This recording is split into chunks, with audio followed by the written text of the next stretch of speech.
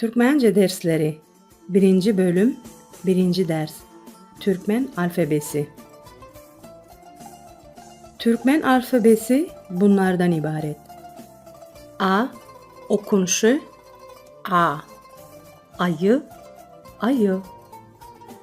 B. Okunuşu B. Buğu buğu. Ç.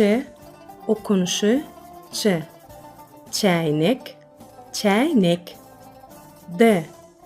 Okunuşu D.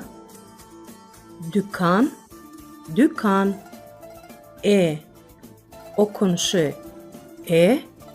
Ece ece. E. Okunuşu açık E. Ele moşor ele moşor. F. Okunuşu F. Fotoaparat fotoaparat. G. Okunuşu G. Gala gala. H. Okunuşu H. Hoz hoz. İ. Okunuşu İ. İçyan içyan. C. Okunuşu C. Çorap çorap. J. Okunuşu J. Jurnalist jurnalist. K. Okunuşu K. Kağıt kağıt. L. Okunuşu L. Lale lale. M. Okunuşu M. Mihman mihman. N. Okunuşu N. Nevit nevit.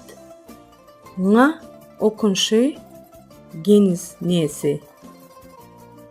Bu harf ile kelime başlama. Deniz deniz. O. Okunuşu O. Ova ova. Ö. Okunuşu Ö. Öy öy. P. Okunuşu P. Palta palta. R. Okunuşu R.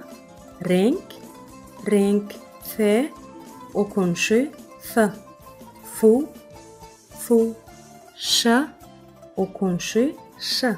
Şagal şagal. T. Okunuşu T. Tokay tokay.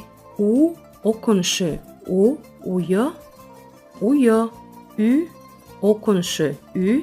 Üzüm üzüm. V. Okunuşu V. Vağıt vağıt. I. Okunuşu I. Isı ısı. Y. Okunuşu Y. Yağı yağı. Z. Okunuşu Z. Zivil zivil.